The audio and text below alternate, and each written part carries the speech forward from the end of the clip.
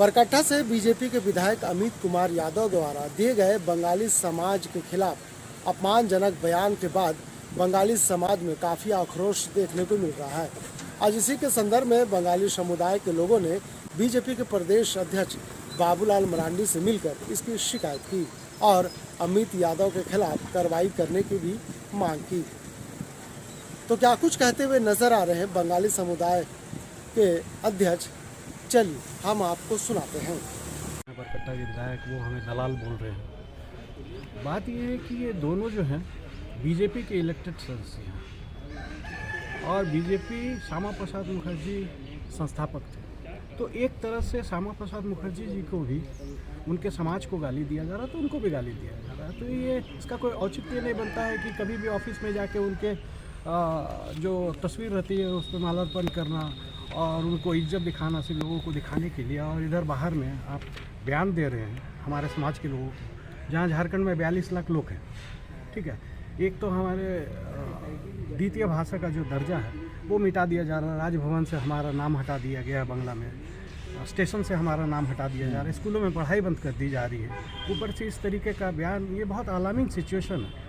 हम लोग बंगाली समाज एक शांत प्रवृत्ति के लोग हैं, लेकिन हमारा समाज में एक अहम भूमिका है, एक अहम रोल रहा है हर तरह से, चाहे वो पढ़ाई लिखाई की तरफ से हो, चाहे वो समाज के लिए काम करने का हो। अब इतिहास गवाह है। तो इसी की शिकायत जो है अभी फ़िलहाल प्रदेश अध्यक्ष जैसे किए हैं कि आप लोग का स्टैंड क्या है ये जानने के लिए। अगर ये नहीं होता है तो हम लोग राज्य स्तर पर और पूरे देश में देशव्यापी जो है आंदोलन इसमें हम लोग चलाएंगे कि इस तरीके से ये चीज़ बर्दाश्त नहीं किया जा सकता। नाम बता अपना परिचय। मेरा नाम अभिजीत दत्ता गुप्ता हुआ, मैं बंगाली समाज को रिप्रेजेंट कर रहा हूँ। हमारा जो अस्तित्व जो ये है उसका मैं अध्यक्ष हूँ। बांग्ला समाज के कुछ लोग मिलने आए थे, क्या कुछ मामला है और उस पर क्या कुछ आपने? ये लोगों ने दिया है आवेदन, तो हम बात करेंगे। जिनके बारे में शिकायत है तो उन लोगों से हम बात करेंगे इस विषय पर।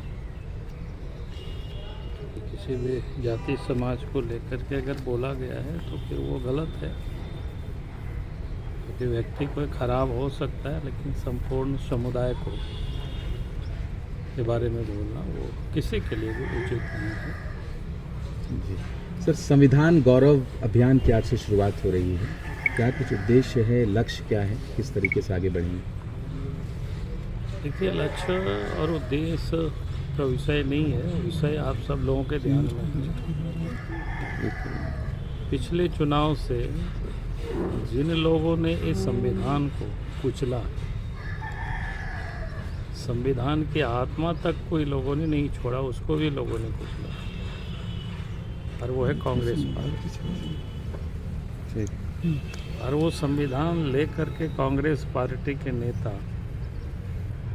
पिछले दिन आप सब ने देखा कि भाई पूरे देश में घूमते रहे और सदन में भी वो संविधान की कॉपी लोगों को दिखाते रहे।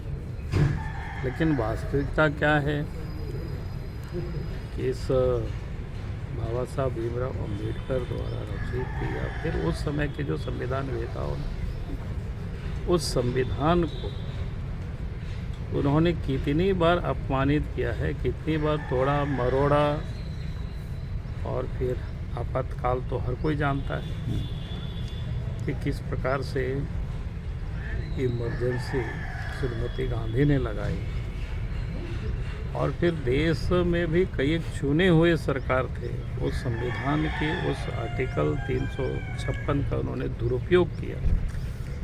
कितना बार वो किसी से छुपा हुआ नहीं।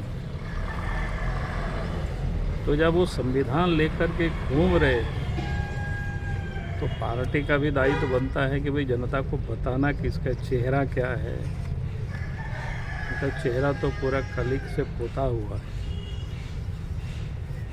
तो इसीलिए आज ये ज़रूरत पड़ी कि भाई हमें देश की जनता को बताना पड़ेगा। कांग्रेस पार्टी के राज्य में, केंद्र में भी और प्रदेशों में भी जब उनकी सत्ता